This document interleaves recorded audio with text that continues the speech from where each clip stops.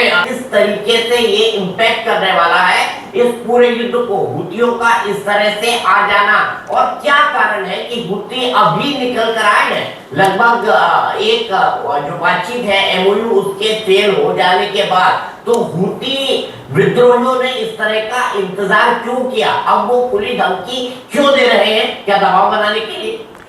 देखिए, सबसे पहले हमें यह समझना चाहिए कि अभी तक हुती चुप क्यों थे।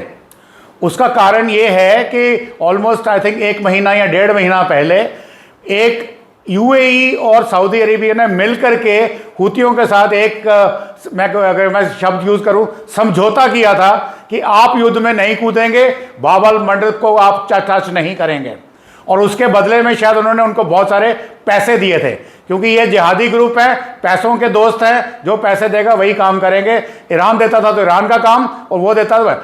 हालांकि आज सुबह की अगर आपने अल जजीरा में स्टेटमेंट देखी है, तो जो यमन के प्राइम मिनिस्टर हैं, जो हुती फैक्शन नहीं है, हुती फैक्शन मिलिट्री कंट्रोल करती है और उनकी लड़ाई सीधी सीधी सऊदी अरेबिया के साथ है। वहां पे जो उनकी coalition force led by the Pakistani generals है, वो लड़ रहे हैं आपस में। अभी तक चुप थे वो। और आज क्या हुआ है कि जो फ्यूनरल के बाद एक जहाज वापस आ रहा था ईरान से, जिसने सना एयरपोर्ट पे लैंड करना था, उसके पहले अमेरिका ने सना एयरपोर्ट को डिस्ट्रॉय कर दिया, एयरफील्ड को, और उस जहाज को डाइवर्ट करना पड़ा। तो ये एक किस्म की, मेरे को लगता है, नीजक रिएक्शन है हुती की तरफ से। वो अभी तक पूरे तैयार नहीं है, या अगर दूसरे शब्दों में कहे, यूएई और या दूसरे सऊदी अरेबिया या दूसरे कंट्रीज मिलके शायद उनको नहीं आने देंगे इस युद्ध के अंदर।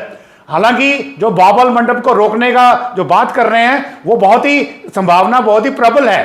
परंतु यहां पे हमें एक बात और याद रखनी है, बाबल मंडप के ऊपर हुतियों का या यमनीज का कंट्रोल है, तो दूसरी तरफ चाइना भी बैठा हुआ है जिबौती में।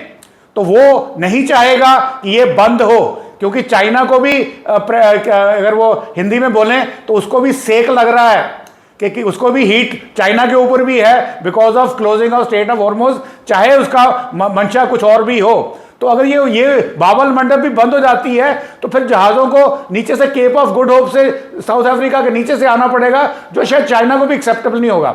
तो मेरा ये मानना है, संभावना है कि अगर ये युद्ध में कूद जाते हैं, अमेरिका को एक डाइवर्जनरी टैक्टिक्स करने पड़ेंगे, एक फोकस और खुल जाएगा। परंतु अमेरिका के पास जितने वेपन्स हैं वो उस रेंज में के अंदर हैं, और जिस किस्म की मार ईरान खा रहा है, वो मार जो है वो यमन और हुतीज, क्योंकि उन ज्योग्राफी जो है उनकी उनके साथ नहीं है। उनको जैसे इराक में हुआ था, they could roll out anything, वो यहां पे भी पाउंड भी कर सकते हैं, रोल आउट भी कर सकते हैं, जो कि हमने विजुअल सुबह देखे जब वो एयरफील्ड पे अटैक हो रहा था। तो यहां पे मुझे नहीं लगता कि हुतीज इसको लंबे समय तक खींचेंगे या ईरान के कहने पे आएंगे। मुझे इसकी संभावना कम लगती है। जी, Please like and subscribe.